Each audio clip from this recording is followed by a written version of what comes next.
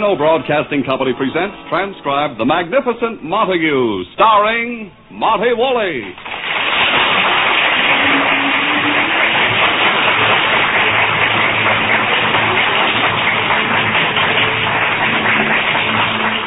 This is the day of decision for the Magnificent Montague. This bulwark of the Shakespearean stage, after 8 years of unemployment, has succumbed to his mortal enemy, radio. He is Uncle Goodhart, hero of an afternoon program. But now suddenly he is confronted with an opportunity for a triumphant return to the stage in Romeo and Juliet with Catherine Cornell. To play Romeo, the one role he's never done. Ah, but here's the rub. To play Romeo, he would have to shed his crowning adornment, his beard. If he doesn't, it means back to Uncle Goodhart. Every hour on the hour, he's changed his mind. All night he has paced the floor, trying to reach a momentous decision. To save or not to save, that is the question. His decision? We'll have to wait until he gets up. Shh. It is morning in the Montague apartment. His wife, Lily Bohème, and Agnes the maid anxiously await his arrival at the breakfast table, knowing this is the day of decision.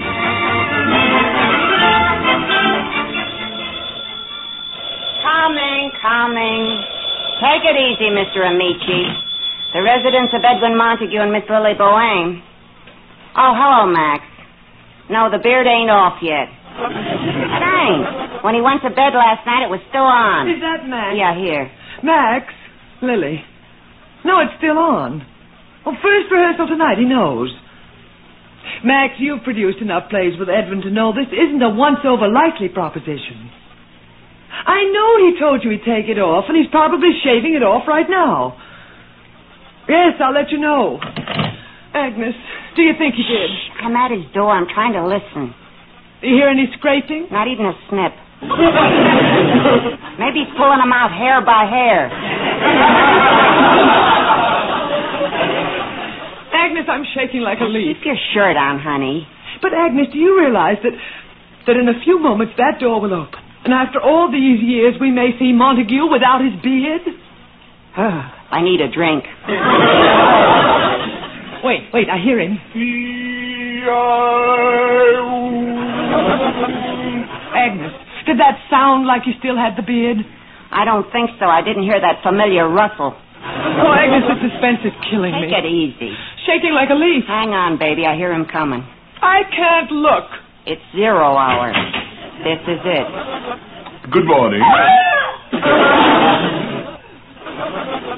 Open your eyes, honey. It's still on. I haven't made a study of it, but there must be a more soothing way of greeting a man in the morning. I'm sorry, Edwin. The shock. The shock? All I did was open my door. What is this, inner sanctum? Edwin, it's still on. Yeah, your chin is still only a rumor. Lovely Agnes. I will always treasure that sweet expression on your face. Like you'd just been fouled by Rocky Graziano.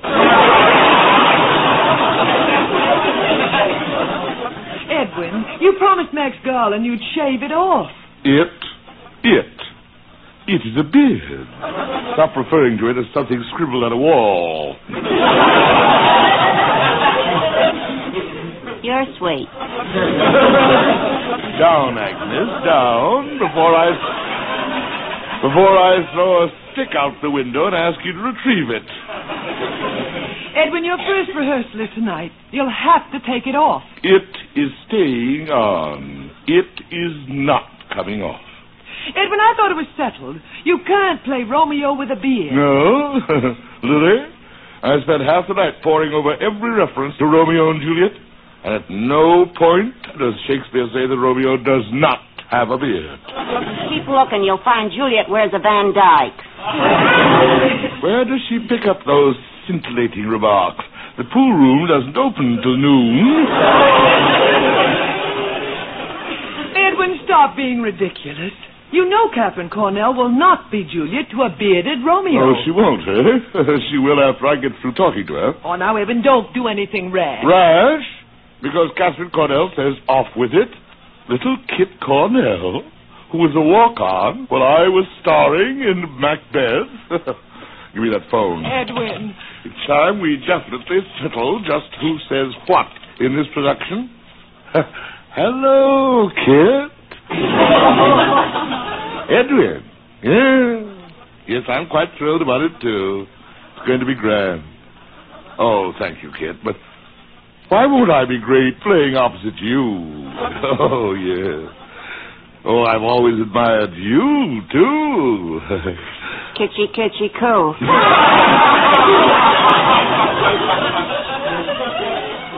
Excuse me, Kit. Lily, would you put something in Agnes's mouth? I believe the sofa will just fit. Kit. Oh, yes, Edwin again. Kit, dear. Max mentioned something you said about not wanting Romeo to have a beard. Huh?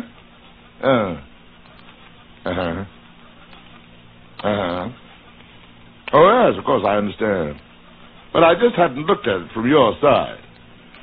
Of course, I see your point. I just hadn't thought of that. Oh, it's perfectly clear. It's perfectly clear. Goodbye, Kit. Well, Edwin? I didn't realize there was so much kissing in the play.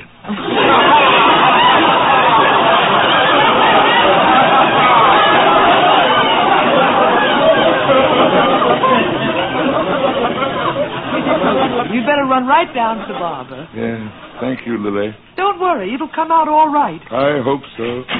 Good luck, Mr. Montague. Thank you, Agnes. Goodbye, Edwin. Goodbye, Lily. Agnes. I know, honey. It's the end of an era. Edwin! Lily, I can't do it. I can't do it. He went chicken. Lily, I won't do it. Don't look at me that way. This means no Romeo and Juliet. I don't care. Oh, that's just fine. After I convinced Max you'd play the part. Lily, anything but that. Ask me to cut my throat from ear to ear. No, Edwin. Do you mind if I ask him to? All right, Edwin. Have it your way. You just stay Uncle Goodheart on your little radio program.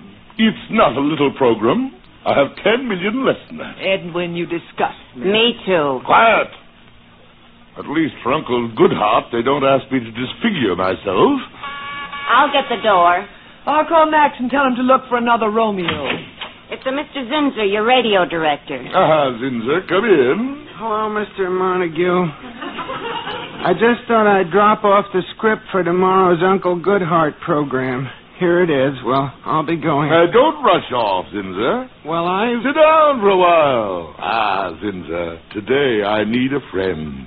But, Mr. Montague, I thought... Oh, now, Zinser, I know we had words at rehearsal yesterday. You struck me. Think nothing of it.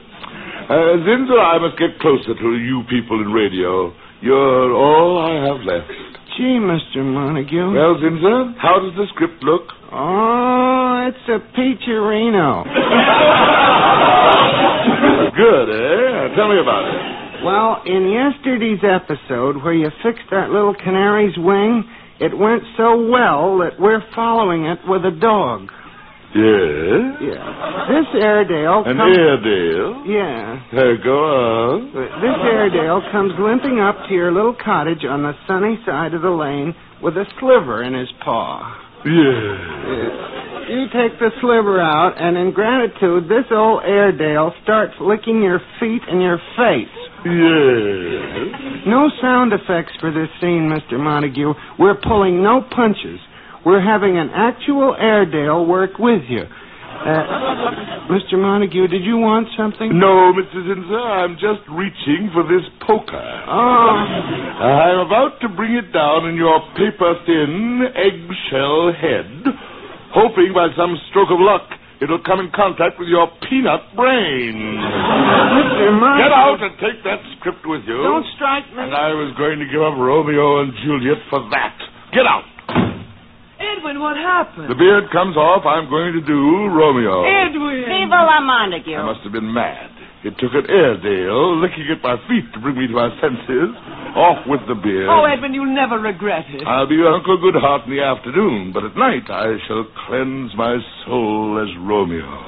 Here's your coat, Edwin. Hurry to the barber. I'll go to Angelo, my barber at the Proscenium Club. He shall have the honor. It'll make you look 20 years younger. It will. Lily, the most wonderful thing just struck me. What? Lily, for the first time in 30 years, I'll be able to walk on the street at Christmas without those little brats pulling at my coat yelling, Santa, bring me a sled.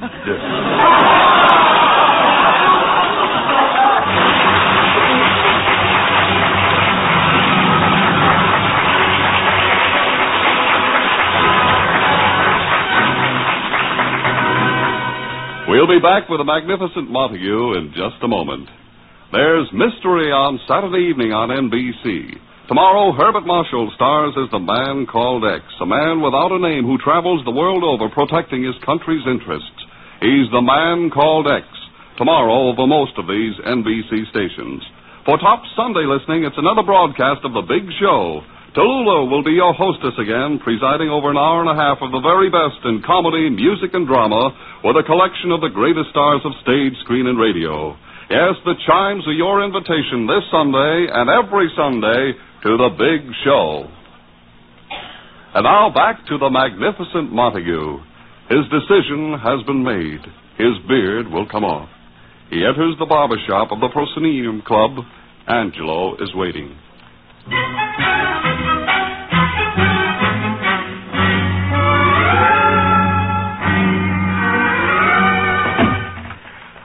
Mr. Montague. Hello, Angelo. I'm all ready for you. Sit right down here. Thank you, Angelo. The usual trim, Mr. Montague? Angelo, take it all off. You're so funny today. You make jokes. I'll just trim a little bit of... Angelo, I said take it all off. Remove it. Everybody says Mr. Montague is a great act of tragedy, but today you are a comedian. The usual trim, eh? Angelo, you don't seem to grasp this honor I'm bestowing on you. You and your shears have been selected to cut off the Montague beard. Maybe. Mr. Montague, did the beard to come off? You are serious? I assure you that I am not doing it for a laugh. Off with it. Hurry up. No. I won't do it. Angelo, stop this nonsense and do as you're told. Mr. Montague, don't ask me. Please. Take it off. Mr. Montague, when I took my father's place here when he retired, he said to me, my father said, Angelo, when a sculptor retires, he leaves standing beautiful statues. A composer leaves beautiful music it should live on after him. Angelo, he said, I'm just a poor barber. But I leave just one work of beauty to be remembered by. Signor Montague's beard. That's very touching, and now that we're through with the sentimental flush for the day, take off the beard. It is not a beard. It is my family shrine.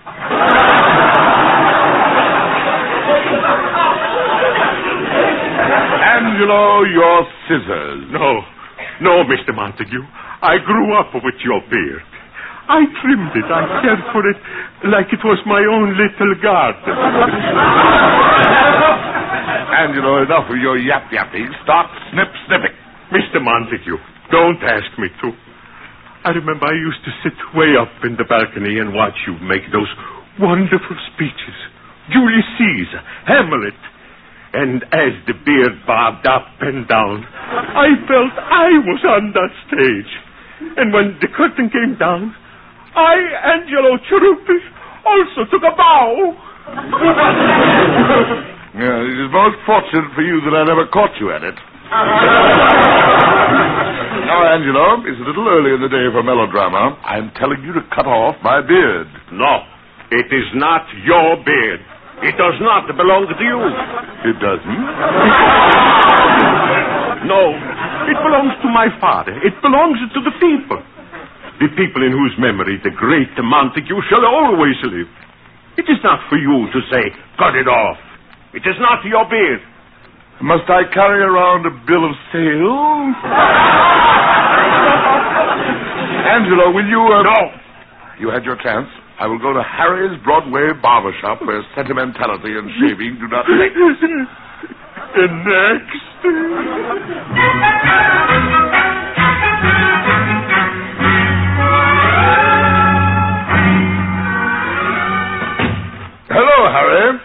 Mr. Montague. Sit right down. You're next. Thanks, Harry. The usual trim, huh? Not this time, Harry. I want the whole thing shaved off. Hey, that's a good one. You know, you're getting to be like those comics with the bald heads who come in here and say, part it in the middle. The usual trim. Harry, please, I don't want any trouble. Just take it all off. The beard? Yes. You serious? Yes, I want it off. Get going. Well, Harry? I'm sorry, Mr. Montague. I can't do it. What's going on here? What must I do in order to get a shave? Bring a note from my mother?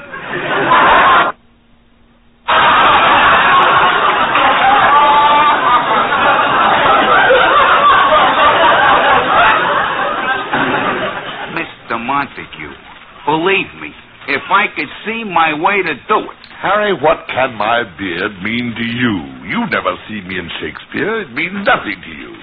Cut it off. Sorry. Mr. Montague, if I cut your beard off, I'm out of business in 2 weeks. Out of business? Look at it from my side. My biggest customers are guys with beards. Jose Ferrer, the actor. Rex Stout, the writer. Al Hirschfeld, the artist. Why do they come to me for trims? They trust me. So how... Listen. So I cut off your beard. Right away, it's all over Broadway. Harry the barber cut off Montague's beard. So the next time I see my customers with affidavits on bended knee, can I convince them it wasn't an accident? I will make a public statement, notarized, that I asked you to do it. It ain't enough. Will my customers with the beards ever come in again and say, just the trim, Harry, and then lay back and close their eyes and go to sleep? No. They'll keep one eye open. They don't trust me no more. In their minds, it'll always be, he did it to Montague, he'll do it to me. Harry, for heaven's sake, there must be a barber on Broadway who isn't psychopathic about my beard. There must be. Let me know how you come out. Next.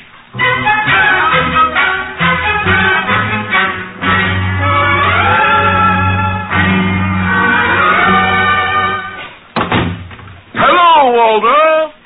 What do you want? Come now, Walter. It's been a long time since I've been in your barber shop. About 10 years. 11 years, next month. Well, Walter, I'm in a hurry. Just take the beard off. Oh, no, you don't. Now, look, Walter. So you want me to take the whole beard off, eh? Walter. 11 years ago you were in here. See, I still got the scar on my forehead. That was just for trimming off a little too much. Oh, Walter, let bygones be bygones. Not me. I'm not the kind of individual who likes to live dangerously. Not a chance. Next. I remember when barbers used to drool when I went by. I'll find a barber who doesn't know me if I have to comb the city.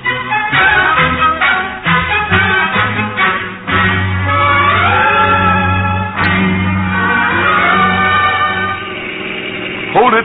Stop here, driver. There's a barber shop. Look, Mr. Montague, this is a pretty crummy neighborhood. Good. Wait for me, driver.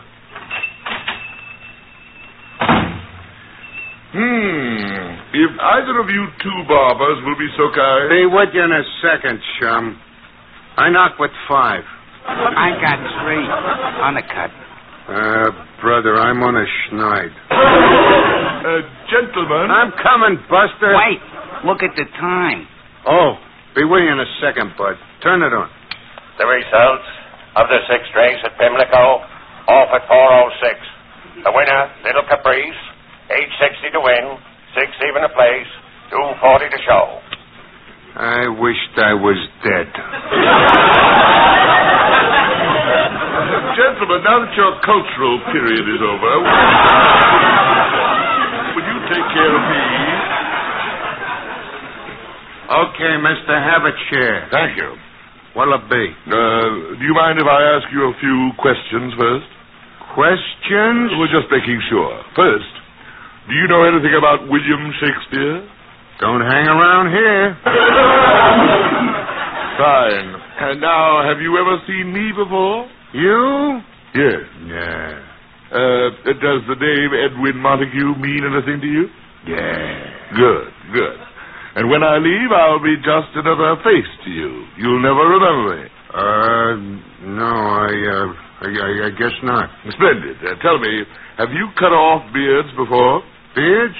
Sure, hundreds of them. Excellent. In other words, you'll cut off my beard and not ask any questions. You'll just forget about it. Yeah, I guess so. My good man. Cut off my beard. Sure. Excuse me, I gotta ask my partner something. Hurry up, I have a cab waiting. Mike. What's up, Louie? I don't like this. I don't like the whole thing. What? This guy walks in, starts with the questions. He don't want me to know him. I should cut off his beard. He don't want me to remember him. He got a cab waiting outside. You think he's hot? Like a pastrami. Don't touch that beard. You telling me a guy on the lam wants to change his looks? Not me. Look what they give that plastic surgeon who changed Dillinger's face. I told you I was in a hurry. What'll I do? Keep talking to him. I'll go in the back and phone for the cops. Okay, coming, mister. I shave it off. Yeah, sure. Off it goes. Gotta strap my razor. Nice day if it don't rain. Oh, no. Oh, no. A tonsorial Milton Berle.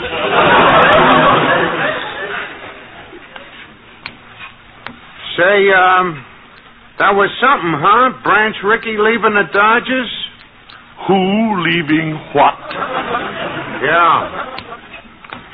Look, hurry it up. Sure. Hey, you know who once come in here for a shave? Who? Strangler Lewis. No. Yeah, honest. Strangler Lewis. I was as close to him as I am to you. What a golden opportunity he missed.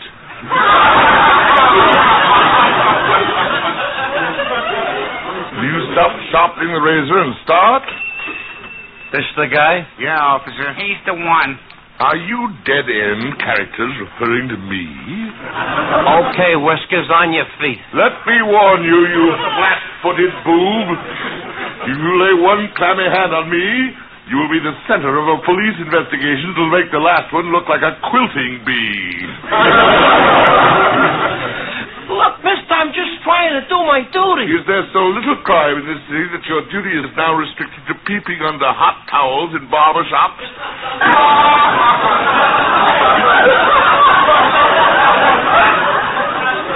Please, mister, I got a complaint on a suspicious character. If you'll just tell me who you are, that's all I want. You didn't recognize me? No, sir, who are you? Dave the Dip, wanted in Frisco for the Flugelman snatch. If you just give me your right name, that's all. I'm Edwin Montague, alias the Magnificent Montague. Wait a minute. Your voice, I recognize it. You're Uncle Goodheart. Gosh, wait till I tell the missus. Uncle Goodheart. Now may I go about the business of being shaved? But, officer... Shut up. If I hear any more complaints that you guys have been operating a horseroom and back, I'll throw the book at you. Bye, Uncle. And now, gentlemen, shall we commence with the disposal of my beard? Look, mister, just go away. Now, look here. We're closed for alterations. Alterations?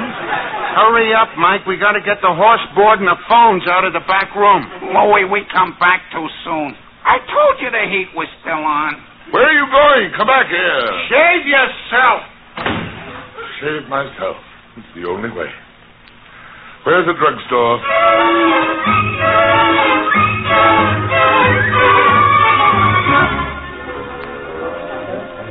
Yes, sir. And what can I do for you, sir? I wish to buy a razor. Yes, sir. Would you like the shake injector, push, pull, click, click, the Gillette, look sharp, be sharp, Gem, Pasana, Shave Master? We have a combination deal, razor and aqua velvet lotion. Join the aftershave club, you know. My dear young man, gaze upon me. Do I look like a man who could be a prominent member of the aftershave club?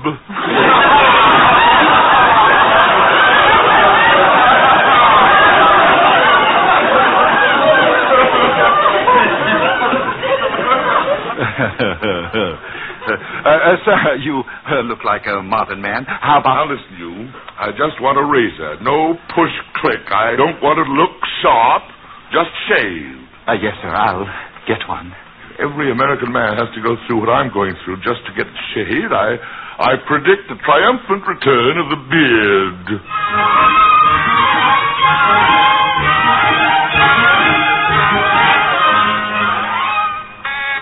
That must be him. Agnes, I wonder how he looks. Steady, honey. I can't look. I'm shaking myself. Well, here goes. The muff is still there, and it's mellow. What is this? You sound like the Duncan sisters making a comeback in Dracula. Edwin, it's still on. Yes, but you are gazing at its last moments. I am taking it off myself. But, Edwin, do you still remember how to shave? Well, I have a book of instructions. I am fully equipped. I have my own push-pull, clack-clack. I am the proud owner of the special gift offer handy dispenser with the sharpest edges ever honed. I'm tingling in anticipation of that aqua velvet aftershave glow. And I'm undecided whether to be a handsome knave with Burma shave or on the beam with palm olive cream. He's loaded. Edwin, why don't you just run down to a barber? Barbers? Barbers? You're speaking of a contemptible tribe of yellow-livered cowards who should be impaled on a spit and broiled under their own sun lamps.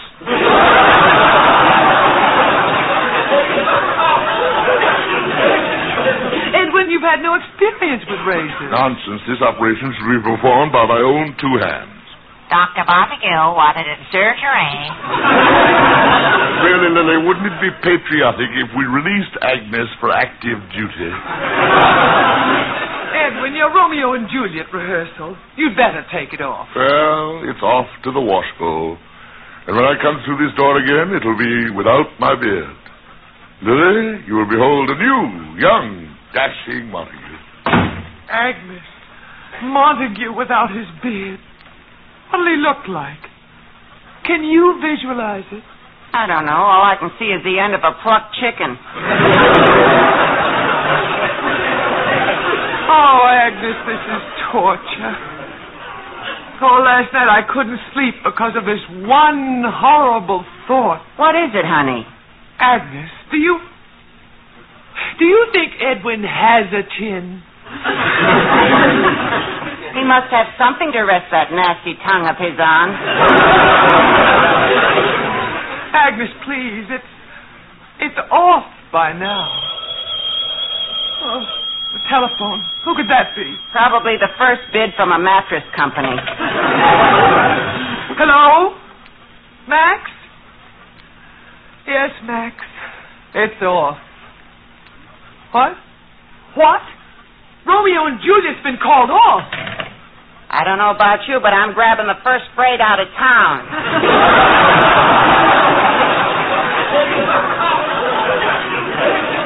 Agnes, we must stop him. Success! Success! Success. It's too late. Here he comes. Success! Success? Yes, I finally got the top off the shaving cream. Hallelujah, it's still on. Oh, Edwin, you're still you. Lily, stop talking like a song title. Edwin, you don't have to do it. Romeo and Juliet has been called off. Called off? Called off? Max couldn't get a theater. That incompetent excuse of a theatrical peruser. Oh, Edwin. But Lily, it would have made me so much younger. No, Edwin, it's better this way. I still have you and it. I still have it. Yes, Lily, it's better this way. The immortal Shakespeare said all there was to say on the subject. Shakespeare? Act 2, Scene 1, in Much Ado About Nothing. He that hath a beard is more than a youth, and he that hath no beard is less than a man.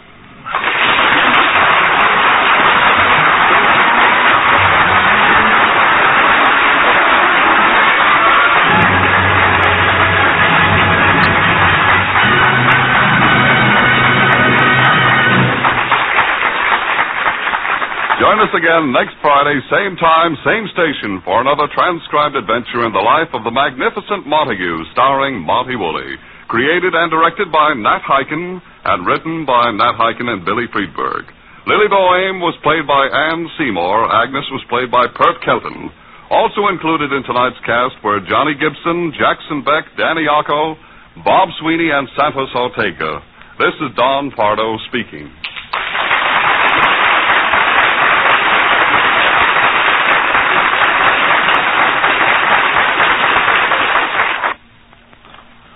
Now join the fun at Duffy's Tavern on NBC.